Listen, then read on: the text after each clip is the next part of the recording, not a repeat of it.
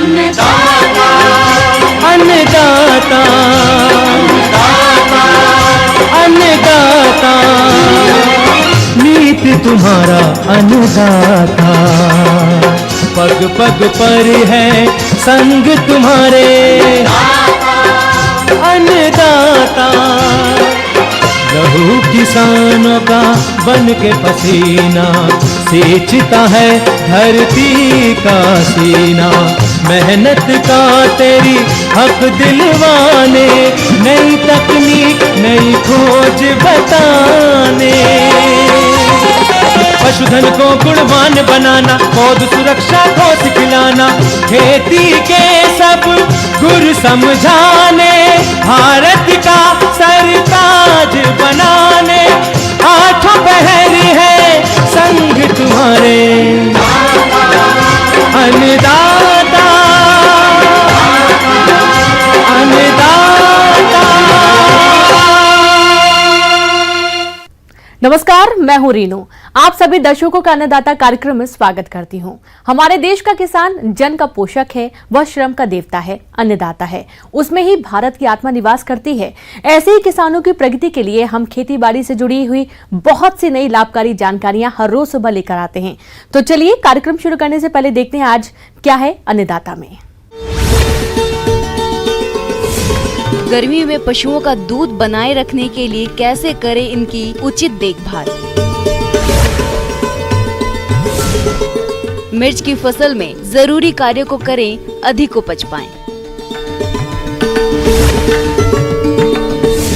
किसान भाइयों, इस साल गर्मी जोरों पर है। ऐसे में मनुष्य का तो हाल बेहाल है ही, इसके साथ पशु भी तेज गर्मी के कारण कई तरह की समस्याओं के चपेट में आ सकते हैं। तो ऐसे में पशुपालक अपने पशुओं को गर्मी के प्रकोप से बचाने के लिए कौन कौन से उपाय को अपनाएं, इस बारे में जानकारी दे रहे हैं कृषि विज्ञान केंद्र गुंता अलवर के पशु विशेषज्ञ डॉक्टर AK वर्मा।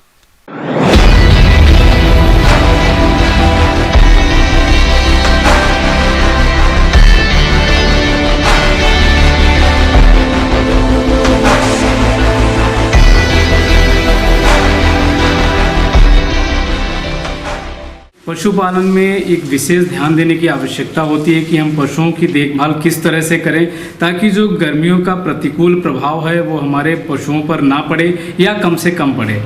इस प्रकार से हम पशुओं के उत्पादन को, उनके स्वास्थ्य को किस तरह से प्रबंधन करें ताकि ये सारी चीज़ें हमारे अनुकूल हो जाएं और उनसे हमें ज़्यादा अच्छा उत्पादन मिल सके। किसान भाइयों, राज्य में गर्मी अपने चरम पर है। ऐसे में मनुष्य तो जैसे तैसे अपना बचाव कर लेता है, लेकिन पशुपालक भाई अपने पशुओं की उचित देखभाल नहीं कर पाते हैं, जिससे पशु बेचैन रहता है, पशु हाँफने लगता है और पशु की दूध उत्पादन क्षमता घट जाती है। पशुपालक भाइयों, पशुओं को गर्मी से बचाने के कुछ उपायों को अपनाना होगा ताकि पशुओं में होने वाली हानि से बचा जा सके। पशुओं को सीधी तेज धूप और लू से बचाने के लिए पशु आवास की खिड़कियों, दरवाजों पर जूट के पर्दे लगा देने चाहिए। लू लगने पर पशु को ठंडे स्थान पर बांधें और माथे पर बर्फ या ठंडे पानी की पट्टी बांधें, जिससे पशु को तुरंत आराम मिल सके। पशु को प्रतिदिन 1 से 2 बार ठंडे पानी से नहलाना चाहिए। पशुओं को गर्मी से बचाने के लिए पशुपालक उनके आवास पर पंखे, कूलर और फव्वारा सिस्टम लगा सकते हैं। लू की चपेट में आने और ठीक नहीं होने पर पशु को तुरंत पशु चिकित्सक को दिखाएं। दूसरी बात आती है कि पशुओं का हम जो खान पान है या आहार है वो हम इस सीजन में कैसे उसका प्रबंधन करें। जो हम हरा चारा खिलाते हैं पशुओं को, उसमें भी लगभग 75 से 85% हरे चारे में पानी उपलब्ध होता है, तो उसके माध्यम से भी पशुओं को पानी की उपलब्धता होती है और वो भी उनके शरीर के तापमान को मेंटेन करने में मदद करता है।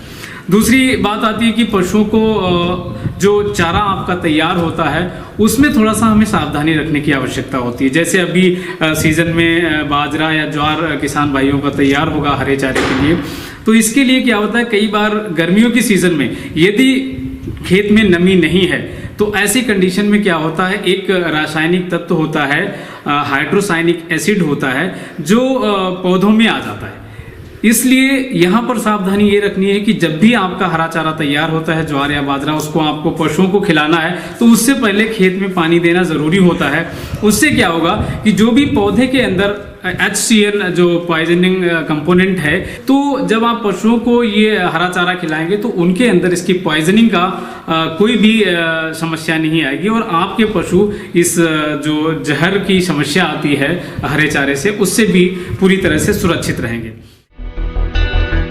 गर्मी के मौसम में पशुओं को भूख कम लगती है और प्यास अधिक लगती है, इसलिए पशुओं को पर्याप्त मात्रा में दिन में कम से कम 3 बार पानी पिलाना चाहिए, जिससे शरीर में तापमान को नियंत्रित करने में मदद मिलती है। इसके अलावा पशु को पानी में थोड़ी मात्रा में नमक और आटा मिलाकर पिलाना चाहिए। पशु के पास पर्याप्त मात्रा में साफ सुथरा ताज़ा पीने का पानी हमेशा उपलब्ध होना चाहिए, ताकि जब भी पशु को प्यास लगे पशु पानी पी सके। इसके साथ साथ हमें एक चीज़ और ध्यान रखनी चाहिए कि इस समय पशुओं को हमें जो प्रोटीन रिच जो डाइट है वो थोड़ा सा दलहन वाली चीज़ें, चाहे उसमें दाल की चूरी है, उसको थोड़ा सा हमें मिक्स करना चाहिए।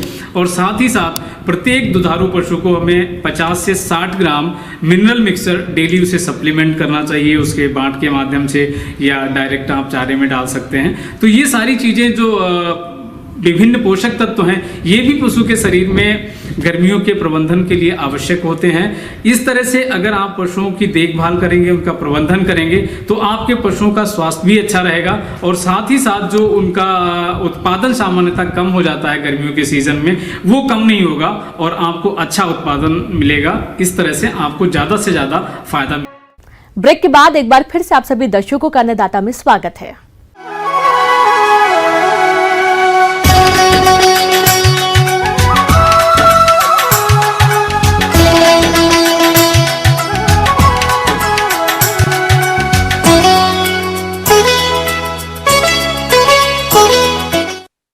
हमारे प्रदेश में जिन किसान भाइयों ने मिर्च की खेती की है, उनको इस फसल से अधिक पैदावार मिले, इसके लिए मिर्च की फसल में कुछ कार्यों को करना जरूरी होता है। तो आप मिर्च की फसल में कौन कौन से कार्यों को करें, इस बारे में जानकारी दे रहे हैं विषय विशेषज्ञ अनुराग पटेल।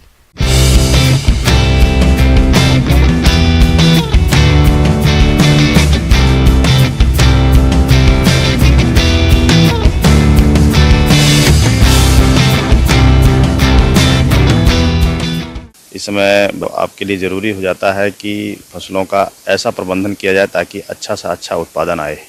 किसान भाइयों, इस समय आपकी मिर्च की फसल पुष्प एवं फलन की अवस्था में होगी। आज हम समसामयिकी की बात करेंगे।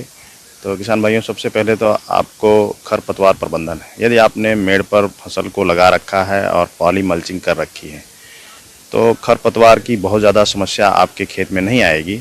अगर आजू बाजू खेत में मेड़ों पर कोई प्रकार के खरपतवार हैं तो उनको उखाड़कर उनको नष्ट कर दें। अगर आपने मेड़ पर नहीं लगाया है या मल्चिंग नहीं की हुई है तो आपको खरपतवार की समस्या का सामना करना पड़ रहा होगा। खरपतवारों को जो है निदाई गुड़ाई के माध्यम से मिर्च के फसल में नष्ट किया जाना चाहिए।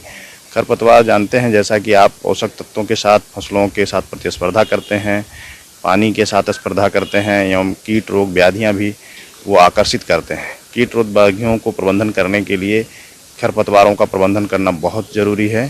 तो सबसे पहले आप अपने खेत में खरपतवार को हटा दें ताकि वहाँ किसी प्रकार का कीट व्याधि और फसलों से प्रतियोगिता करने की कोई ऐसी चीज़ न रह जाए। किसान भाइयों, मिर्च की फसल से अच्छा उत्पादन प्राप्त करने के लिए फसल में सही समय पर सिंचाई करना तो जरूरी होता ही है। साथ ही साथ मिर्च में घुलनशील उर्वरकों का संतुलित मात्रा में प्रयोग करना भी जरूरी होता है। इसलिए आप इन कार्यों पर विशेष ध्यान दें। किसान भाइयों, दूसरी बात है जल प्रबंधन की। जल जो है, जैसा कि आप जानते हैं, फसलों के लिए नमी बनाए रखना बहुत ज़रूरी है। फसलों में खासकर मिर्च के खेत में पानी का भराव एकदम से नहीं होना चाहिए, ना ही पानी की कमी होना चाहिए, मतलब कि एकदम से सूख जाए। अगर आपने मेड़ों पर लगा रखा है, ड्रिप सिस्टम लगा रखा है, तो दिन में 1 घंटा रोज़ अगर आप ड्रिप चला देते हैं तो फसलों के लिए पर्याप्त नमी मिल जाएगी। अगर आपने ड्रिप सिस्टम नहीं कर रहा है तो दूसरे तीसरे दिन जो है फसलों की सिंचाई करना चाहिए। उसको अगर मेड़ नाली पद्धति है तो नाली में सिंचाई कर दें, उससे फसलों को पर्याप्त नमी मिल जाएगी। और आपकी फसल जो है बढ़िया अच्छा उत्पादन देगी। किसान भाइयों, जैसा कि जानते हैं कि ये जो फसलें हैं इसमें अगर जल जमाव हो जाता है तो इनमें कई प्रकार के रोग लग जाते हैं, जैसे जड़ सड़न रोग और तना विगलन रोग। इससे हमारी फसल सूख जाती है और फसल को नुकसान हो जाता है। जल भराव नहीं होना चाहिए। जल भराव को निकासी की नाली से उसको अगर ज़्यादा पानी है तो निकाल देना चाहिए। किसान भाइयों, अब आता है बात पोषक प्रबंधन की। तो फसलों में पोषक तत्व तो बहुत ही महत्वपूर्ण होते हैं। आपने बुआई के समय जो भी पोषक तत्व दिए रहे होंगे, इसके बाद भी आप NPK का एक घोल जो है छिड़काव कर सकते हैं।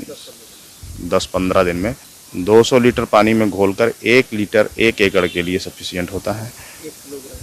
1 किलोग्राम NPK 19-19-19 या 0-52-34 का छिड़काव, 0-0-50 का भी छिड़काव कर सकते हैं।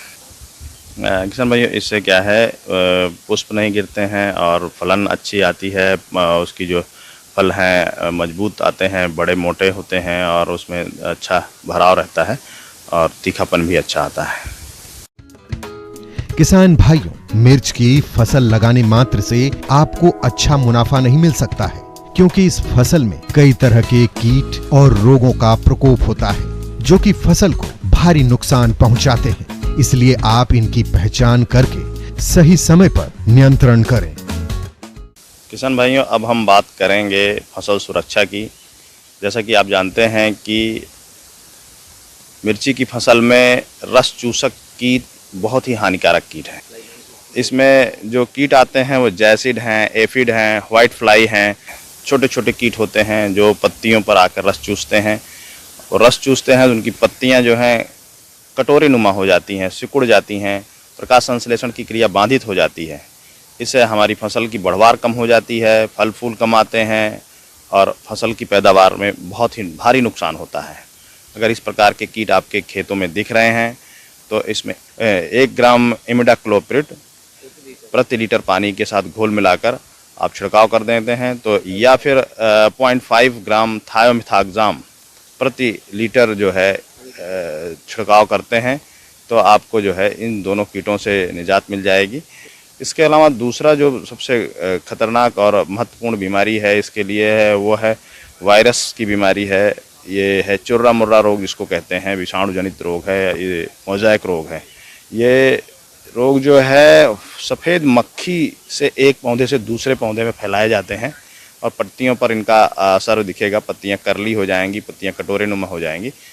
और अगर इस प्रकार के कोई सफ़ेद मक्खी आपके खेत में दिख रही हैं और वायरस जनित कोई बीमारी आपके खेत में दिख रही है, चुर्रा मुर्रा टाइप का रोग से ग्रसित कोई पौधा है, तो सबसे पहले हम उन पौधों की पहचान करते हैं। पहचान करने के बाद खेत से उनको उखाड़ के उनको ले जाके आजू बाजू में कहीं ज़मीन के नीचे गाड़ देना चाहिए, क्योंकि सफ़ेद मक्खी इसको फैलाती है। तो सफ़ेद मक्खी के प्रबंधन के लिए हमें जो है इमिडाक्लोप्रिड 1 ग्राम प्रति लीटर की दर से छिड़काव कर देने से ये कीट जो है समाप्त हो जाता है। किसान भाइयों, मेरे द्वारा बताई गई बात जो है आपको यदि आप अमल में लाते हैं तो निश्चित तौर पर आप अच्छा उत्पादन पाएंगे और अच्छा लाभ कमा पाएंगे खेती। ब्रेक के बाद एक बार फिर से आप सभी दर्शकों का अन्नदाता कार्यक्रम में स्वागत है।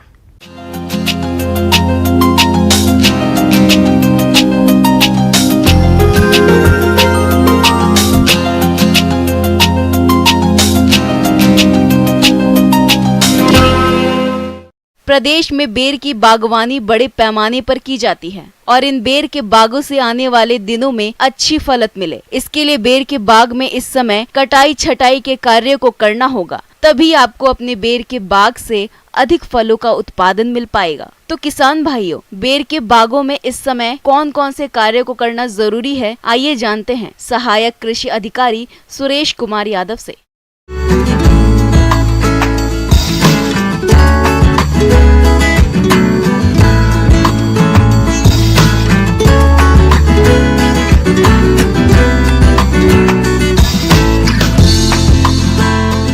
आज हम चर्चा करेंगे बेर की फसल में खाद उर्वरक एवं सदाई कटाई प्रबंधन किस प्रकार से किया जाए।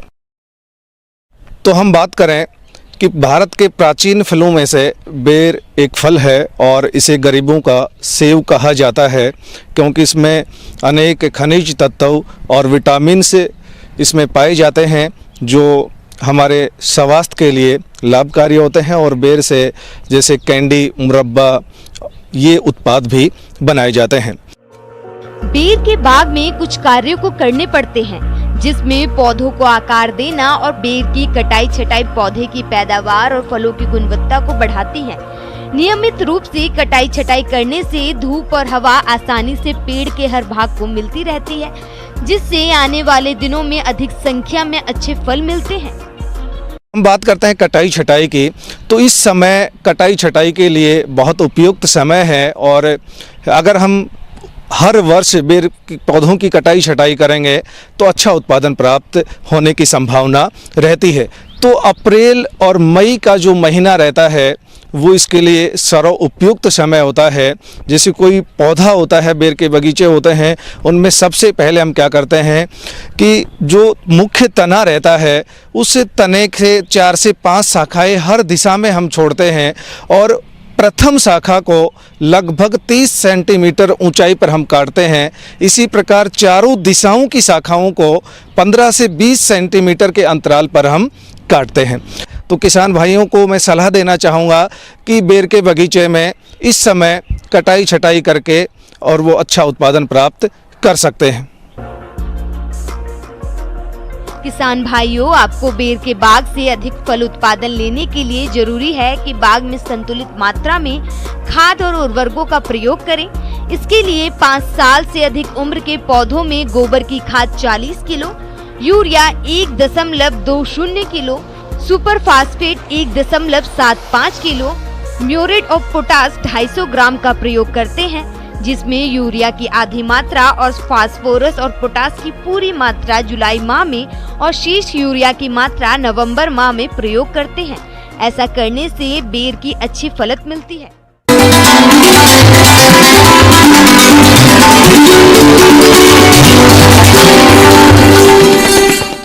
आइए जानते हैं अन्नदाता निःशुल्क फोन के माध्यम से पूछे गए समस्याओं का समाधान। आज के अन्नदाता हेल्पलाइन में जिस प्रश्न को कार्यक्रम में शामिल किया गया है उसे पूछा है गांव चनार, जिला सिरोही के किसान दीपक सिंह ने। आप नीमास्त्र बनाने पर जानकारी चाहते हैं तो दीपक कुमार जी आपकी जानकारी के लिए प्रस्तुत है कार्यक्रम का यह अंश।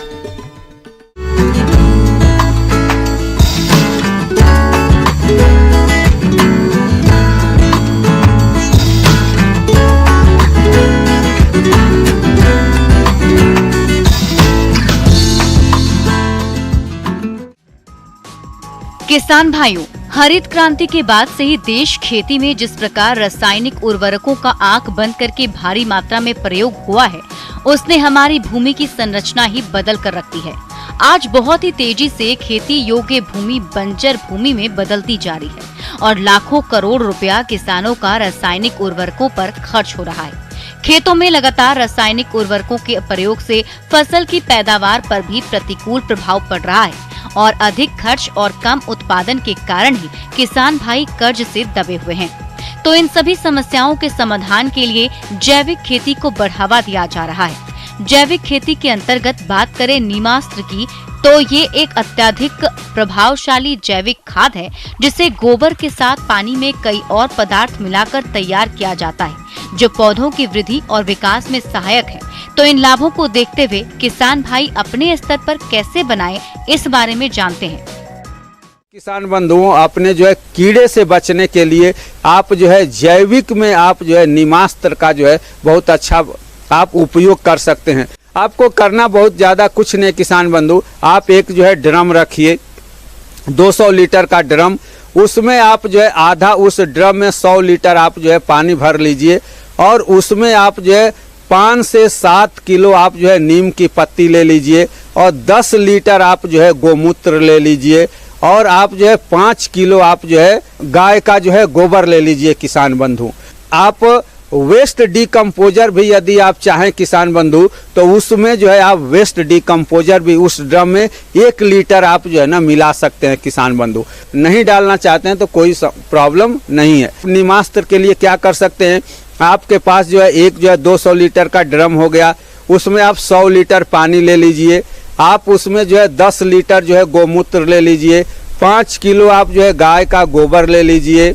उसके बाद आप जो है 5 से 6 किलो नीम की आप जो है ना पत्ती ले लीजिए, और उसमें 1 लीटर आप जो है वेस्ट डिकम्पोजर यदि डालना चाहते हैं तो डाल लीजिए।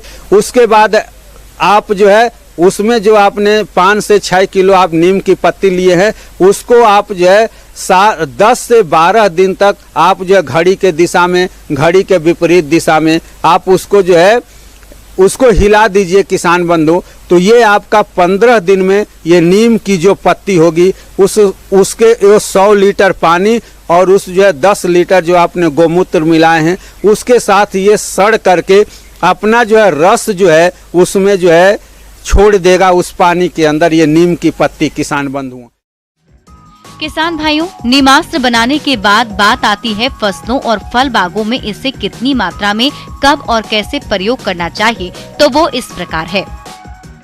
अब इसको आप जो है 15 दिन बाद आप क्या कीजिए किसान बंधुओं कि 10 लीटर आप पानी ले लीजिए और 1 लीटर आप जो है ये जो आपने नीमास्त्र बनाए हैं आप उसको ले लीजिए, और 10 लीटर पानी और 1 लीटर नीमास्त्र को मिला करके आप अपनी फसलों पे यदि आप स्प्रे कर देंगे, यदि आप अपनी सब्जियों में स्प्रे करेंगे किसान बंधु, तो जो चूसने वाले कीड़े हैं जिससे सफ़ेद मच्छर है, हरा मच्छर है, ये आपकी जो है फसल पर से जो है नहीं लगेगा।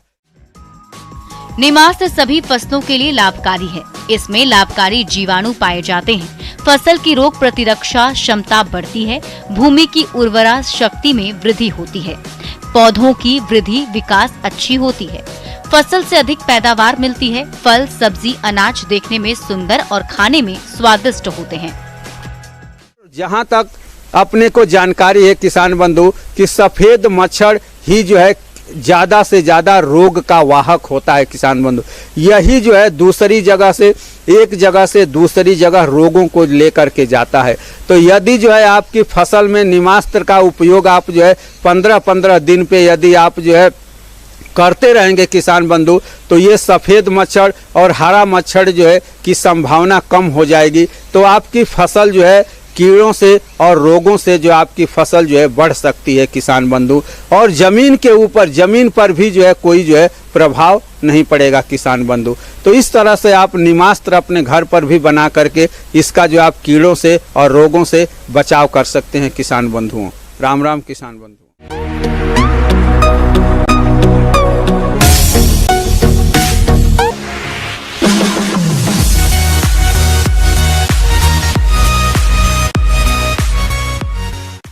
एक नजर डालते हैं राज्य के कुछ मंडियों के प्रमुख फसलों के बाजार भाव पर।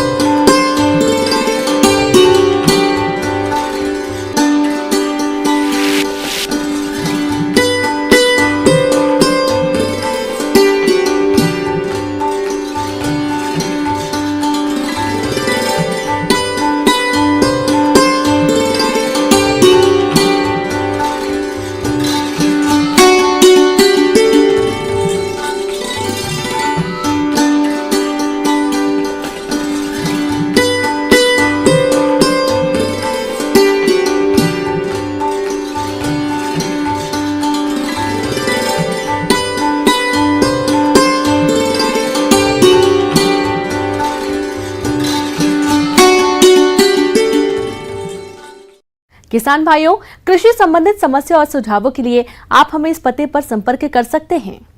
प्रोड्यूसर अन्नदाता news 18 Rajasthan, Ramoji film city, Hyderabad 501512। साथ ही आप हमें ईमेल भी कर सकते हैं। हमारा ईमेल है p18annadaata@nw18.com।